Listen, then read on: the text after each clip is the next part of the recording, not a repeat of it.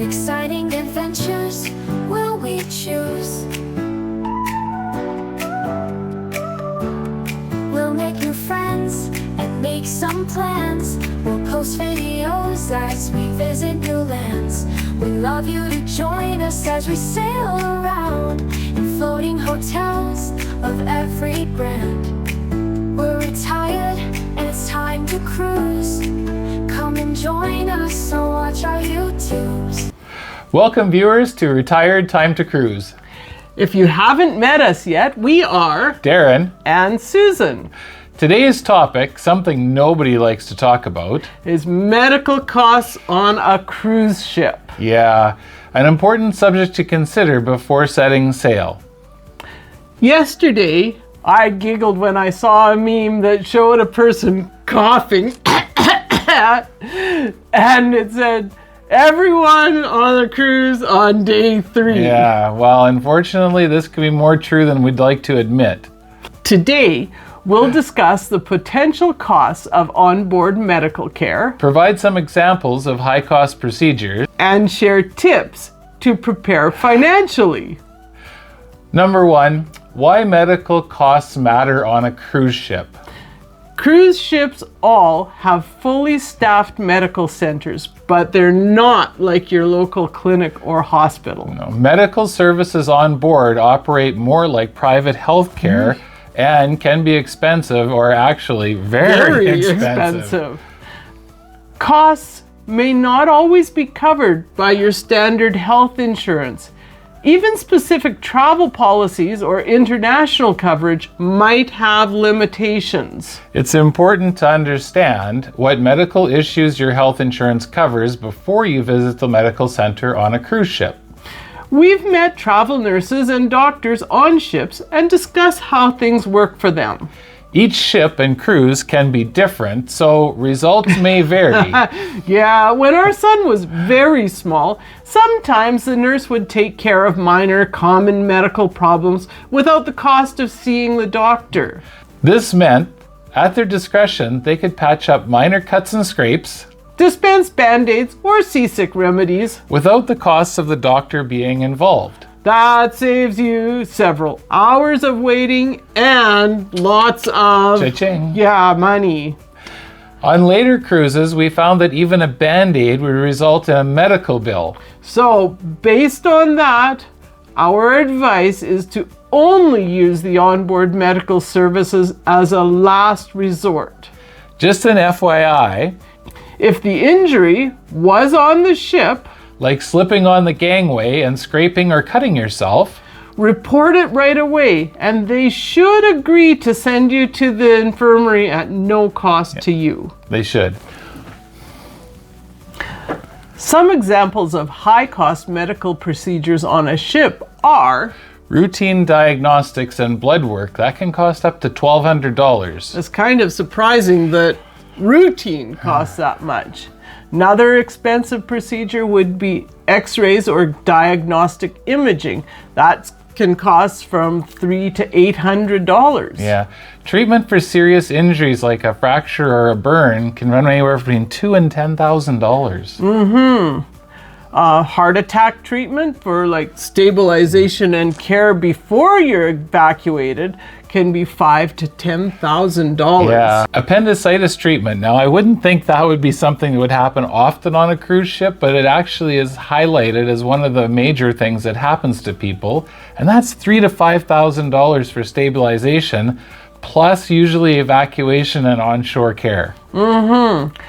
Emergency evacuation alone to a hospital on shore is 25 to 50 grand, depending on the distance and location. Yeah, exactly. So, unfortunately, we have been on several cruises when it was necessary to have a medical evacuation. The helicopter comes, boom, boom, boom, lands on the front of the ship. I wouldn't want to get the bill for that one. No, it would be a terrible thing to go through and then have the bill afterwards. Yes, for sure. Even routine medical care costs add up. That's for sure. Just to consult with the doctor runs anywhere between $100 to $150 per visit. And then medications can range from $20 for basic antibiotics to hundreds of dollars for specialized drugs. Absolutely. And right now there's one circulating that talks about $390 Benadryl, and we're going to put a quick clip in for you. Good morning, TikTok. So I've been on the boat not even the full 24 hours, and my face is swollen. I ate something and they don't have no Benadryl on the boat. They have it, but it costs. They do have it, but it costs $390 for them to give me Benadryl. They all have IV fluids, and then there would be minor wound care, can cost $200 to $500. Yeah, as we were mentioning, if you slip and fall and it's on the gangway, make sure you report it, because that would probably fall into that $200 to $500 range. On one of the segments of our recent DIY World Cruise, people we met ended up visiting the medical center for a persistent cough and bronchitis. They were prescribed IV meds, and their bill ended up being over $10,000 US. Yes, fortunately, they had insurance to cover it, but their credit card was racked for the full amount of the cost. We always carry over-the-counter medications along with us to hopefully avoid these types of situations. Check out our packing video to see what medications we bring on each trip. Now, to discuss the payment policies like our friends were not expecting. That's right. So cruise ship medical centers typically require immediate payment for service. Those charges are added to your onboard account and have to be settled before you disembark. The credit card you've registered to your cabin will be charged the full amount for the medical services you required. If it doesn't have a high enough limit, make sure you have a couple of backup credit cards. They won't let you disembark until your shipboard account is paid in full. Yeah. Keep in mind, even insured expenses are generally reimbursed after the fact rather than paid by the service provider. So you can be on the hook for the full bill until that reimbursement comes through. And that could be a while, and paperwork. Yes, paperwork and a couple of months, we've been told. Now, just to help you avoid shocks like our friends from the other cruise, here's some tips to prepare. Check your existing health insurance policy. Determine if it offers any coverage for international travel. We're fortunate that even our credit card offers some coverage, but not enough. So you need to buy additional travel insurance. Ensure it covers medical expenses and emergency evacuation, as well as pre-existing medical conditions. And also make sure to check that specific activities you plan on doing are covered, like zip lining, parasailing, and scuba diving.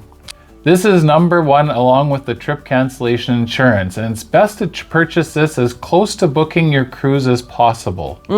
We always purchase additional coverage that includes cruise ship travel, evacuation from the ship to shore, and land transfers from ship to hospitals. It also covers, as morbid as it sounds, it also covers a deceased removal and flight to a funeral home. And surprising as it may sound, every cruise ship has a morgue on it, and it is used. The next thing you need to think about is pack a first aid kit and include over-the-counter medications and some basic supplies to avoid unnecessary visits to the medical center. It's also often prudent to visit your family doctor before you travel to get special antibiotic kits that are made for travelers' diarrhea. You should also ask if the doctor advises any vaccinations or preventative medications for travel to the areas you're visiting. Like, for instance, malaria or yellow fever or what have you. There's several of them listed that the doctor's offices know about, or a travel medical clinic knows about those as well. Sometimes if you just plan to stay in the port itself, even if the area has an endemic illness, your doctor might advise against the vaccines or medications. Also, remember to pack an adequate amount of your prescription meds, at least a week more than expected return date. Because you'd hate to be sick because you forgot to take your happy pills. That's right, whatever those happy pills might be. Know your ship's medical facilities. Familiarize yourself with the services available before you need them.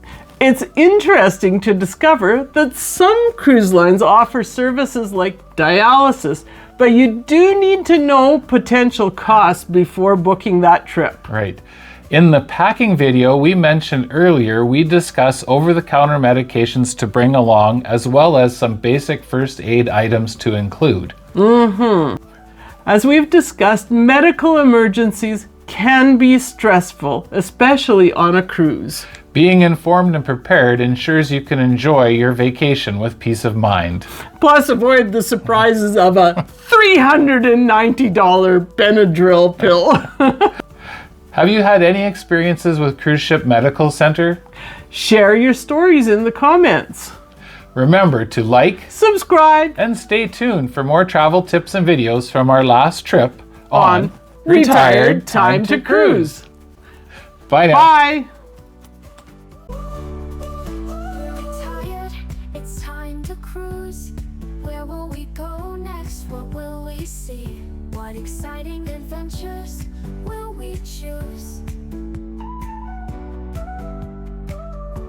We'll make new friends and make some plans. We'll post videos as we visit new lands.